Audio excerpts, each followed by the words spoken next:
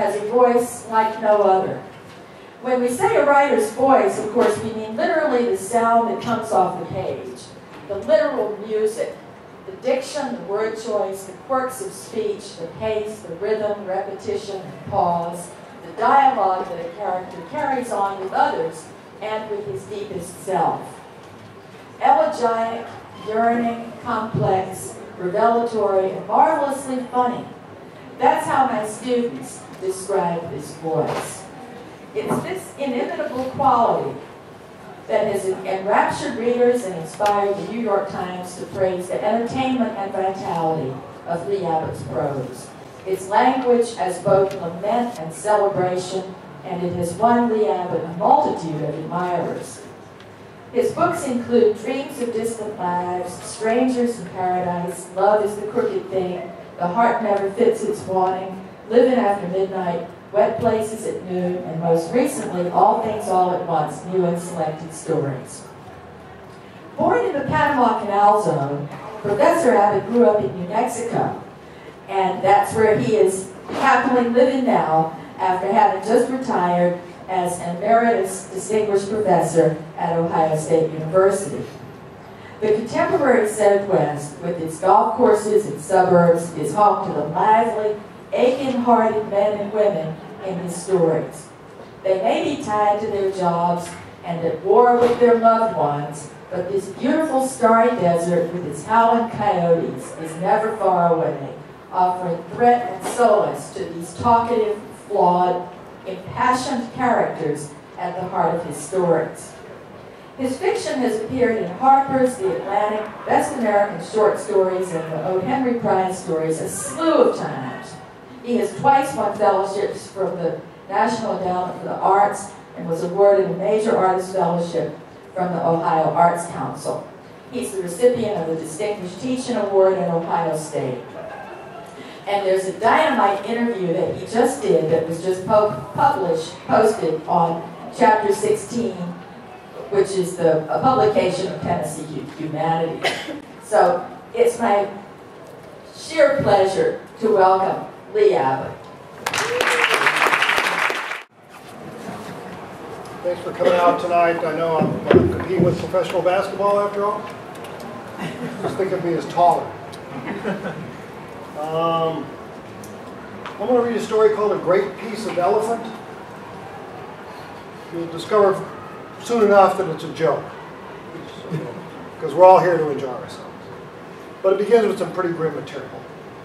For those of you who are writers in the house, watch the tricks. My hands never leave my arms, but things happen.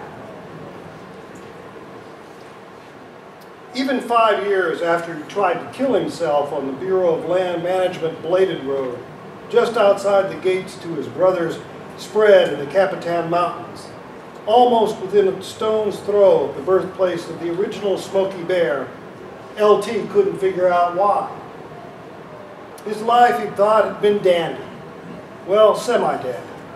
Maybe dandy with an asterisk, which infernal punctuation led you to the finest of fine print, where you learned about the 2 ex-wives and the ribs he busted doing deep-sea salvage out of Astoria, Oregon, and the 4 years playing softball for the Navy during Vietnam, and the bankrupt Baskin & Robbins 31 Flavors franchise, and yes, the booze. The lakes and oceans and rivers of booze. Oso Negro and vodka and Gordon's gin, Early Times and Miller and Coors and Robitussin and Listerine and lordy any grape or grain that might take one veil and turn it to another. But suicide seemed like a good idea at the time, he told the first AA meeting he attended on Buckle Street in East Lubbock, where he now worked building cabinets and playing guitar and knocking the golf ball around on occasion, while generally trying to keep his head screwed on straight.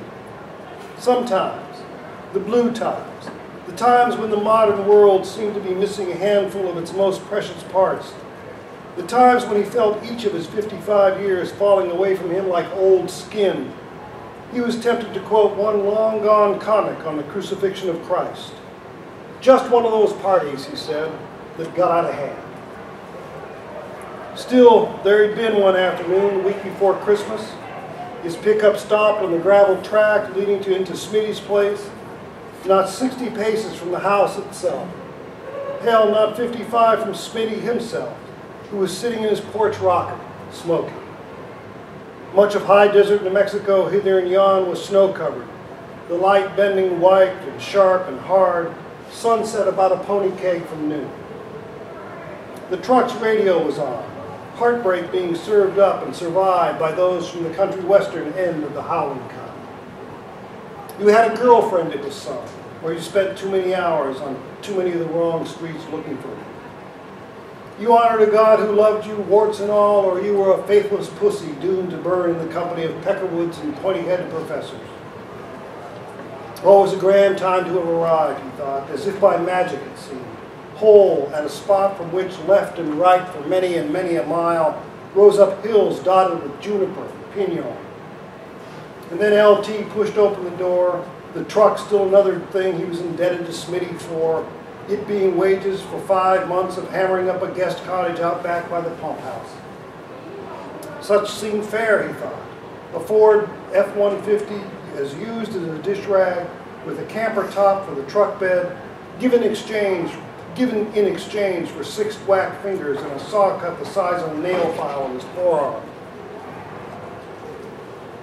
As well as a Mormon's close-cropped hair and a kept promise to avoid demon rum, even demons themselves, for a summer that had seemed to begin in late February the year before.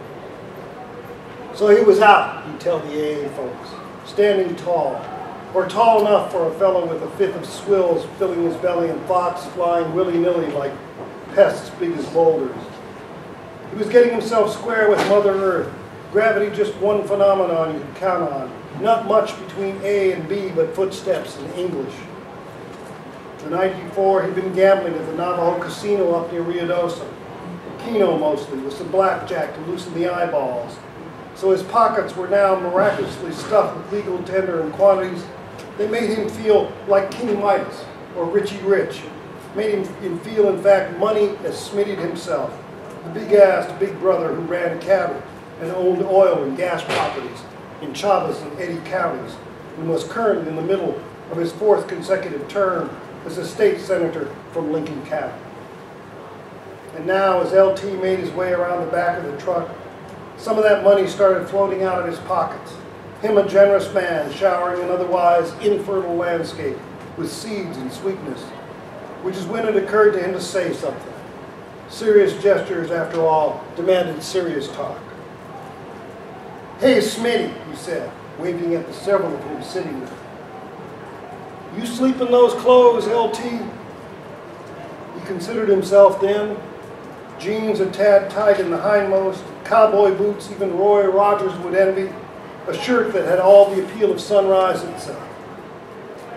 He turned to study his reflection in the truck cap, the fellow staring back at him at all the savoir-faire of a rodeo clown. "Vacation," LT mumbled, a lot of work in the word, "had me a night." Smitty muttered something then, evidently perhaps, but LT found himself doing a jig with time. One moment made many, and he lost the what and where of himself before he re-engaged with the now to discover his camper cap open above the tailgate, one hand rummaging in the toolbox before him. He was singing, too, Sweet Betsy from Pike, hard scrabble Pike now missing its only Betsy. "Mind if I borrow some garden hose?" he said. He was holding up a utility note. A plan, he told his first AA meeting after he got out of rehab at the VA hospital in Big Spring, following his discharge from the state facility in New Mexico. A big plan, he said, with lots of contingencies and fallback. A plan to go to war with, say. A plan you needed Latin for, not to mention high-minded mathematics. A plan to put the heat back and to rub the darkness out of America. But Smitty was standing now, a brother, the spitting image of the old man, another cold-hearted, mealy-minded so-and-so, and LT's thought went once again haywire, sense more non than not. Later, utility knife held aloft like Excalibur, he was surprised how quickly he had marched from his bumper to the hose coiled next to the garage. Now hold on, Smitty was saying, all but wagging the finger. I'm good for it, LT said. He yanked from his pocket another fistful of money, wadded it like a snowball. You just sit tight and I'll be done here in a jiffy. And soon enough he was, dragging the length of hose toward the truck. Where's Margot? He called over his shoulder. Smitty, believe it or don't, had a high-water wife. Roswell, Smitty was saying, not much brotherhood in his tone, visiting her sister. LT took another step, a scary portion of the geography bleeding off into the massive dump at the horizon. How's your buddy the governor? This was palaver is all, talk without any teeth in it. Shooting the breeze with Smitty was like playing canasta with a hide-a-bed. I like that too. Cruel, Smitty said. An outright goddamn communist wants to tax his granny's motorized wheelchair. Well, I voted for that son of a bitch, LT said, somewhat sure he was breaking the law by saying so. You knucklehead, Smitty said. Come Christmas morning, he's putting $100 in every stocking in the land of enchantment. This was talk so small, LT later said, that you needed tweezers and a preacher's patience to deal with it, so he vowed to keep his mouth shut as he rounded the truck and made for the driver's door. He felt wiry and pinched off, a puddle at the sunken center of him, and not a citizen worth rooting for. He was thinking about his first ex-wife, Lucy, now living happily ever after in Birmingham, Alabama, her life easily 28 years removed from his own, tight at the corners and choice as freedom. He'd called her last night from the casino, but he'd found when she came on the line that he had little to say. The very idea of them as cockeyed as chickens that drive. Still, he said, hey, and got much the same in return, with something about the long distance thereafter spooky as gunplay. You're drunk, she said finally, which observation he tried to deny before admitting he was. Lucy always having been an expert at working the truth out of him. I'm gonna hang up now, he'd said, a second or two passing before he could blurt the rest of it. You were good to me, sweetheart. And then he'd return to the present moment, which was all about fitting one end of the hose into the exhaust pipe, which, it was turning out, was work as demanding as rocket science. On the porch, Smitty was lighting his pipe, still more evidence that the old man, the original Leonard Tip Smith himself, had risen out of the grave. And LT, his blood moving crosswise and grainy, was briefly tempted to run over there, if run he could, and smack his brother into the middle of next week. But all he did, his business with the tailpipe finished at last, was say, Democrats are sexy. To which Smitty, nose in the air as if sniffing out misrule itself, said, what? Bumper sticker, LT said. Saw it on a Cadillac over near Hondo in the highway. Smitty gave him a blank look, his lips straight as a ruler. You had to be there, I guess, LT said. Another sentence he was unspeakably proud to have left as his estate. So that's where LT quit it. Smitty, these weary hours, the whole in and out of getting by, and eased himself toward the driver's door again, downright goofy that his legs worked, and that by all counts he was going to get to the end of this drama without passing out or puking most of yesterday into his lap. He was not sad, just fed the heck up. He shoved the other end of the hose through his window, rolled up the window to hold the hose in place, and yanked the door shut behind him. He snatched up his bottle of whiskey from the seat beside him and took a pull. It was nectar from the last tree in Eden. It was sweat at 16. It was the kissing booth at the county fair. It was elixir and ambrosia and fresh squeezed juice at breakfast. Through the passenger window, he noticed that Smitty had come down a step on the porch, shading his eyes against the terrible sun. LT saluted him with the bottle and cranked the ignition.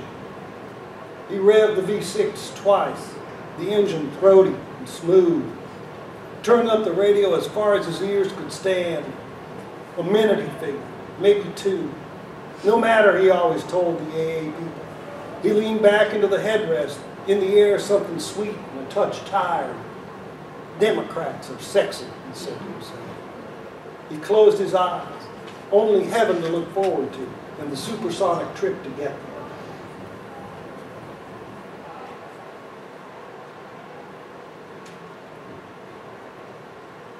Cow.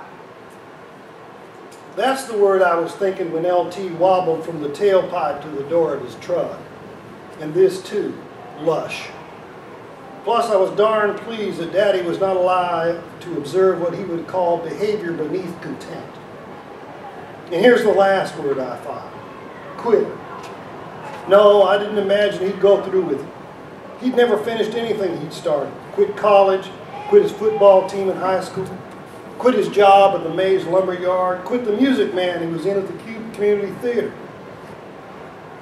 So I figured he'd sit for a minute or two, come to what few senses he had left, and heave himself into the road to clear his head.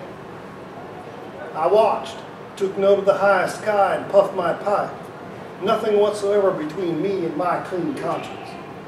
His creature parts, liver and lungs and stomach and kidneys and all the goo that binds them, were in revolt.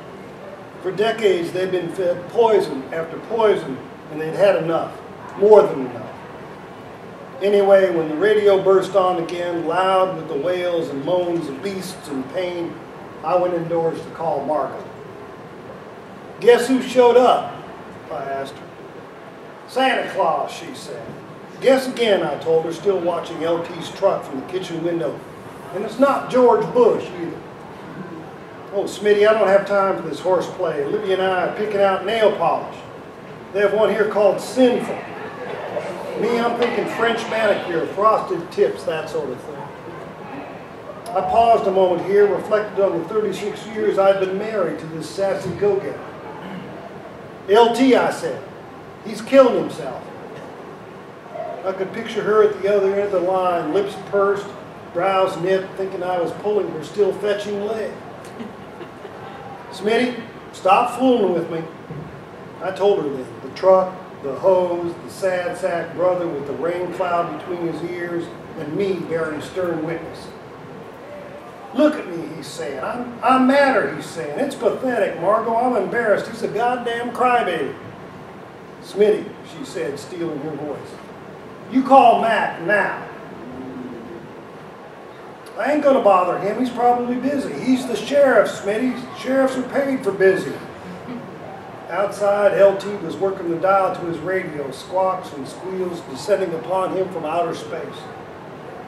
Red, I told her, like Valentine's Day, like passion. What? She said. The fingernails, I told her, red like rubies and blood and certain sorts of underwear. You call Mac, Smitty, or I will. LT was just angry, I told her, at me in particular, because I'd made something of myself, because of my checkbook. He's a dreamer, Margot, lives in a fairy world where bad is not supposed to happen. It's unbecoming, really. We shared considerable silence at that point, the air between us too icy for my likes. Okay, I said, I'll call Mac. For all the good it'll do, I'll call the Easter Bunny too. Man in the Moon, maybe. The New York Yankees. It won't matter, Margot. But she'd hung up. Her point made. And I did as I'd been told. Took Mac away from his lunch, I guess, and stormed out to the truck to tell L.T. Smith, sapsucker, how offended I was. You're better than this, I told him. He was slumped in his seat, whiskey bottle between his thighs, mouth open, head turned toward the window I was speaking to. He needed a haircut and a shave. Scarcely any difference between him and what you'd find under a bridge. I'm ashamed of you, L.T. You were raised better. One eye had popped open, unfocused, fish-like. You're a veteran, L.T. Show some self-respect, some backbone. He rubbed his face then, too vigorously for my taste. And I could see a lot of our mother in him, another drunk. Another biped for whom lived life was just one defeat after another, each day another day gone which away with self-pity and anger. You'd think he'd know better, or different. What is it you want, LT? Somebody to hold your hand? That open eye closed, slowly, and he brought the bottle to his lips. The gulp he thereafter took big and noisy. Theater training, I thought. I want you to go away, he said. I told him to roll down his window some so I didn't have to yell, whereupon the window creaked down a few more inches and I got an eye-watering whiff of whatever was coming out of his tailpipe, a cross between burned toast and a firecracker. I want you to go back to your porch and leave me alone. In the distant west, you could hear a siren, Mac Brown, sheriff, to the rescue. And a part of it, the meanest and driest and most pointed part, wanted to do exactly as LT had asked, just wheel on my heel, stroll to the porch, and settle myself to watch the rest of this story happen to someone else. You remember that dirt bike, LT asked? I looked at him hard, trying to find what we have in common. We looked no more alike than do dogs and deer. He was a stranger is all, who had sat on the other side of the Smith dinner table for 18 years. In the Arroyo, he said. The summer before LT's junior year in high school, I was working as our father's landman over in Leigh County, where Daddy had spotted some promising parcels. It was my job to pay as little as possible for the gas and oil that lay under them. I'd been married about a year to Margot, and we had a place, small but comfortable, on Birch Street. Early one evening, LT appeared on our doorstep. I hitchhiked, he said. His bike had stalled in the Badlands, and he'd hoped to help him to haul it back to civilization. In those days, I was driving an International Harvester Scout, maybe big enough for the motorcycle, so we headed out. A Yamaha 250, I think that bike was. A Suzuki, possibly. To LT, silly as it sounds, it was girlfriend and God and red meat and breaking the finish line first. So we got to the Lineman's Road about 5 miles out of town, and the thing wouldn't start. Crunch and cough was all. We tried to load it in the back of the Scout, but it was heavier than we were, strong and bigger than I'd expected. I told him to hide it in the weeds and salt cedars next to the arroyo yonder. Come on, Smitty, he whined. What if something happens? Nothing was going to happen, I told him. We'll come back tomorrow with a pickup and a ramp. That night, wouldn't you know it, we got a gully washer. More rain in 5 hours than in 5 months. Rain of the sort you find in the Bible. Next door, of course, no motorcycle. No nothing. Not even a handlebar. Come to find out, it had been washed into town piece by piece. And until LT walked into the station house on Richardson, the cops had been looking for the body of the rider. LT showed up in my driveway with what he'd been able to salvage, the frame twisted like a pretzel, and the dinged up gas tank. Here's the expression you see on people at considerable odds with good fortune. What about it? I said to him now. He dug in his ear for a moment. More stage business to annoy the dickens out of me. That's on you, brother. That motorcycle is on you. He had a twinkle in his eye.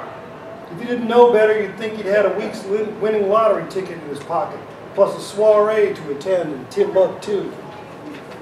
Suit yourself, LT, I said. The last words I wanted to be remembered by.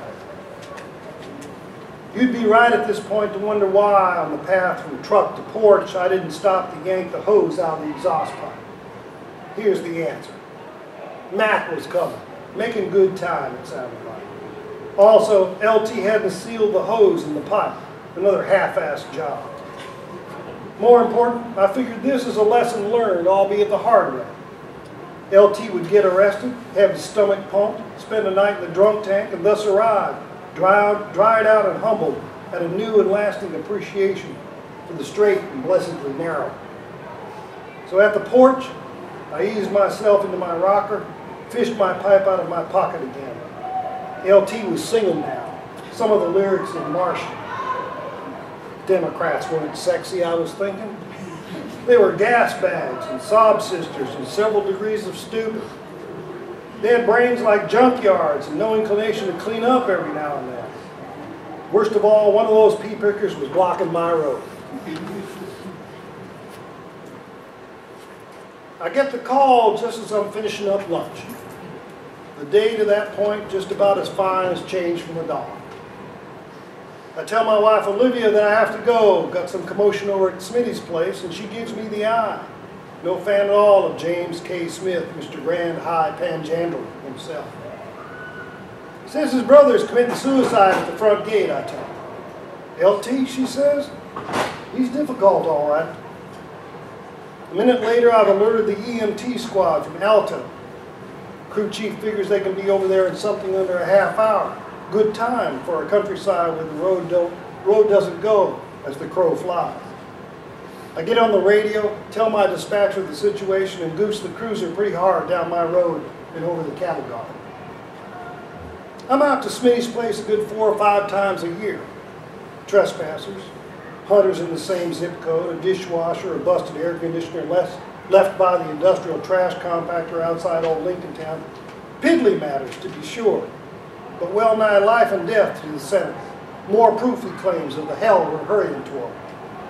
He always invites me in for coffee and a pastry he's baked. We chew the fat, and sometime thereafter I'm on my way, advised to keep an eye out for the felons and illegals and shifty sorts that America's too soft on. LT, on the other hand, I only see him irregularly, at the county fair, say, or at the VFW in Carrizozo, or maybe Mr. Brewer's Shell Station. He's got an apartment in Capitan, and he cowboys for the G-Bar-F spread out toward Nogal. Last time I saw him, he was across the street from the high school, protesting creationism and the free flu shot program. We talked, me and the cruiser, him walking from crosswalk to stop sign, and he said his best to Miss Eludia, then turned around and began singing "We Shall Overcome," which is how you get, I'm guessing, when life deals you only jokers or the old maid. Olivia says he's a big dog that can't get enough to eat. Anyway, lickety-split, I get to Smitty's, park some distance behind the truck. Smitty's on the porch, pipe in hand, something like delight in his face. Procedure says to watch your backside in a circumstance like this. An ounce of prevention and all that. So I punch the siren, burp more or less, to get LT's attention, if there's any left to get. Nothing. Just the rumble of the truck, oily smoke squirting out of the tailpipe. "How long has he been in there?" I holler to Smitty. "Not long enough," he hollers back. He keeps rolling down the window to spit. Let him stew a while. I climb out of the cruiser then, having a fair idea that I have no idea what I'm in the blasted middle of. Know this about yours truly. Instead of a domestic call, give me a pissant with a handgun and a foul attitude any day. "Hey, LT," I call, "you got a minute?" More of nothing. Just yardage and the creepy knowledge that I have to go one place before I can go another. "He's going to be mad, Mac. That's what he does. He throws a tantrum." I'm moving toward the truck now, approaching from an angle so I can see LT's door. I don't want to surprise him, have him do something dumb, though at the moment I'm not sure what the devil dumb is. I guess it's trying to sort out in 5 minutes what got mixed up in 5 million. "He's got a knife, Mac," Smitty is saying, "and he butchered my hose." The training manual tells you how to enter a house, how to secure your weapon, how to walk the talk, but nowhere in it does it tell you what to say to 6 feet of asshole wearing a Stetson. Nowhere in it will you find explanations for heartlessness or idiocy. I see the hose in question still dangling from the exhaust pipe. "What's the matter with you?" I ask Mr. James Smith, public servant. "I had my reasons," he says, nothing in his voice to suggest that those shouldn't be my reasons too. I snatch the hose out of the pipe. "Go in the house, Senator," I say. "Go in or I'll arrest you right now for aiding and abetting or depraved indifference or God knows what. This is a police matter." He rises from his rocker, gives one leg a shake. "I have to use the facilities anywhere, sir. Have a nice day." He takes his sweet time, and I'm certain that he and I will never again share an apple fritter across his kitchen table. At LT's window, I see he's twisted, pretty uncomfortably, it looks like, toward the passenger side. "Lantern?" I tap the window with a knuckle. I've seen the dead before. Car wrecks, old-timers in their beds, ranchers kicked into the next world by a steer or a mule, those swept away by flood, a tourist lit up by a forest fire. But until this instant, I've not seen a suicide. Pure happenstance, I reckon. LT is gray-faced, his lips pasty, Something about the tilt of his chin suggesting an inner life made of wire and bark and dust. And I am struck by how skinny he is, all bones and store-bought dry goods. I open the door, reach over to turn off the ignition. I feel for a pulse on his neck, but my hand is shaking like a schoolboy's. The inside of the truck smells moldy and old, like what's in a box in the back of your closet. Plus he's got what looks like a year of litter in there. Empty cigarette packs, 5 or 6 inches of newspapers, a sleeve of Little Debbie cupcakes, pricey looking pair of ladies' high heels, the Albuquerque Yellow Pages, and one bat of R36 pink insulation. Worldly goods, St. Peter might say. Tell him to stop. It's LT and he's presented me with one veiny eyeball to concentrate on. You hear it? He says. I'm breathing again, my heart more or less where it belongs. I can't tell if he's talking to me or to a phantom from dreamland. Tell him to knock it off, okay, LT says. I got a doozy of a headache. I ask him, who? Nothing to hear hereabouts, but whatever it is, the wind whispers. Shit, Mac, he says, the guy banging on the sheet metal. People are sleeping here. I need a good minute or so to hoist him out of the cab. Little about him working as it should. He's a big dog, all right, mostly dead weight, and I'm a guy whose idea of physical fitness is throwing horseshoes on the 4th of July. You gave me a scare, LT. He says sorry, a word with a remarkable number of syllables to it. I'm getting married, Mac, I tell you that. You didn't, I say. I have him propped up against a boulder across the drive from the vehicle, and I'm praying he doesn't erp on himself or pee his pants. Met her last night at the Billy the Kid Casino. She's a pit boss, a real firecracker. That's good, LT. I'm really happy for you. He gives me a second eye then, as if I'm a species he hasn't seen before. Her name is Rita, I think. I crouch in front of him, give him a thorough once-over. Olivia says I have a good roadside manner, her notion of a joke. She says I should have been a coach or a head shrinker because I give a hoot about our kind. That's true. I hate to see us humiliate ourselves. I'm saddened by the bottom we reach and what we're sometimes content to live with. We're a better tribe, I say. And I say that to myself, even though I've spent most of my adult life too often in the company of folks holding the ugly end of the stick. I'm in trouble, aren't I? LT asks. His is the voice of a boy caught writing naughty words on the schoolhouse wall. I'm afraid so, I tell him. Then I give him the drill. He'll go to the emergency room in Ruidoso so they can flush him out, sober him up. Then because the statutes work as they do, he'll spend time in the holding cell in the county jail while arrangements are made to ship him to the state hospital in Las Vegas for observation. Maybe some treatment. That's where the old man sent my mother when I was a kid. She liked it, she said. They treated her with LSD. The mother, the lame she was, always wearing hats that were as much state of mind as headgear, had passed some years ago. She seemed pieced together by an evil genius, a creature brought to life by pride and rage, elements awfully common here on planet Earth. But she was a drunk too, LT is telling me, so you couldn't believe a damn word she said. We're at the end of it, I'm thinking. The same end we always come to. Life's a series of ends.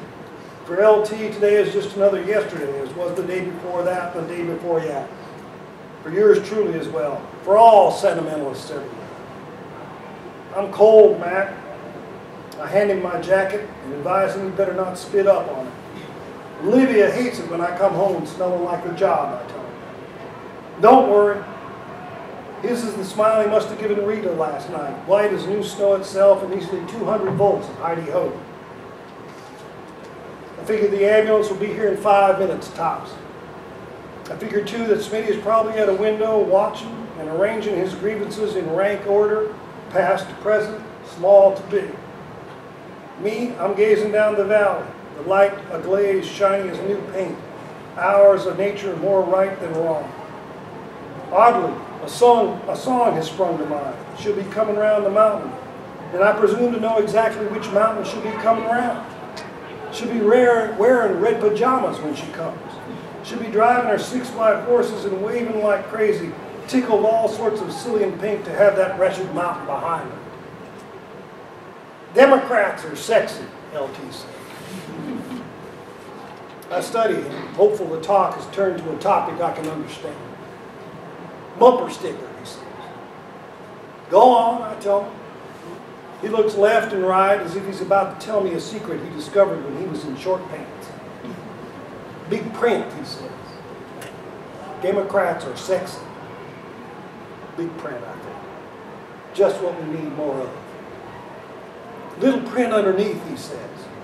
Who ever heard of a great piece of elephant?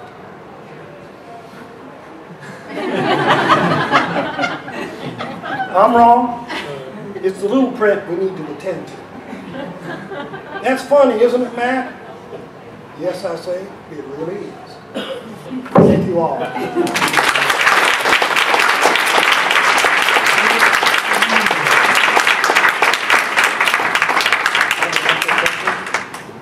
Happy to take a question or two if you have something on your mind. Sir.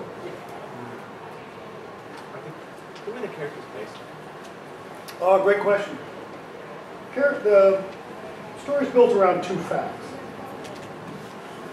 My brother did have a motorcycle that broke down in the desert and was washed into town in pieces. He was disappointed. And we had gone out in this Scout I owned to try to get the thing on. Couldn't reach. The second thing is that he did actually try to commit suicide in my drive. We weren't there. We were in Ohio at the time. I heard about this all secondhand. So it's built around those 2 things. I wasn't there. I don't see myself as quite the SOB at Smitty. I'm an SOB, to be sure, but not that heartless. So it's built around those 2 things. And the things I say about the character that is the drunk here, the only detail that has any factual basis whatsoever is that my brother is a Navy veteran and did serve in Vietnam. And he is an alcoholic. Now sober for 12 years. So it's out of those kinds of little details that, one makes a story. For better or worse. Since it's based around your brothers, most of your characters are based around your family members, the people you know, and if so, how do they perceive themselves when they read your book? My wife once said to me, if I see another one of my body parts she was a horsewoman when we met. She was and she had fallen off one of her horses and split her coccyx, the bone. And so she had this cute kind of dimply Y thing in her ass.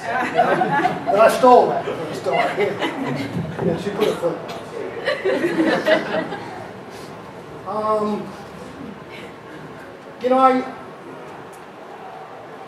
I used to tell myself, goodly, of course, that I wasn't responsible for the world. I was just sort of responsible for accurate reportage about it. But I remember one time I had a scene in a story in which a young man and a young woman were having dry humping on a couch. And I was using the name of a girlfriend I had in high school just to help me focus. And I forgot to change it when the story was published. And I heard from Patricia later on. She sent me a very nice note. Back in the days when you actually sent notes to folks, right? Saying she couldn't make up her mind whether to send a hitman after me or a stripper after me. So, I like to think that I use my imagination to transform the details that are the facts of my life into a life that makes a whole lot more sense between margins than it does between waking and sleeping. I hope this helps. Sir? What was the message of your story? The message? Yeah, what would you like us as the audience to get out of I don't have messages. You know, what's Samuel Goldwyn say? Was it Samuel Goldwyn? If you want to send a message, hire Western Union. I just write stories. I think in which I hope that you sort of connect with your own humanity again. You find out what it's like to feel. It's my job to manipulate you that way. So, you know, I've got nothing to say. There's nothing I can tell you. How old are you? I'm 24. There's nothing I can tell you at 24 that you didn't already know is true at 12. There's nothing I can add to that. What I can do is help you have experiences that are maybe alien to those that you've had to this point. Yeah. You mentioned in this interview that you use a lot of material in a story, and that shows how much is packed in there. And I know that some writers collect certain things. They might collect little bits of language, or they might collect, headlines, tabloid stuff to use in stories. Is there anything in particular that you collect? Names. I think there's a lot. Names can do a lot of work. I would argue that there's a difference between a Susie, a Sue, a Susan, and a Suzanne. Those are 4 different people. And some people get very fussy about that kind of stuff. I also collect, turns of phrase, of course. Everybody does that. I collect titles. In fact, I've come up with the title for my new book. I've tried it out. I've tried it out on everybody, so you guys will finally help me decide. It's called Yes, Please, Thank You, No. Isn't that just nonsense enough to be useful? It's also, I don't keep a journal or anything. I keep a diary on a calendar. And I write these things down. You'd be surprised how little of that actually makes it into fiction, but it's I guess in some circles they call it kind of pre-writing. It helps me think. However, without any particular focus on stuff that maybe I hope comes into sharper relief as time goes on, it's fun. It's fun. It's all it is. One more maybe, and then we'll go to the bar. Sir. Well, I retold Sir Gawain and the Green Knight in the 11th grade, and my teacher let me read it to the class. So at least the 11th grade, but probably before that. Reading stories. I had the great good fortune of growing up having a terrible childhood, which forced me to entertain myself. And so reading was essential to all that. And then I discovered, well, you know, these things are just made out of words. Maybe I could put a few words together too, and do to strangers what had been done so successfully to me. So, you know, I wrote Blackbeard the Pirate stories in 5th and 6th grade. So a long time, long time. Okay, thanks, folks. Thanks.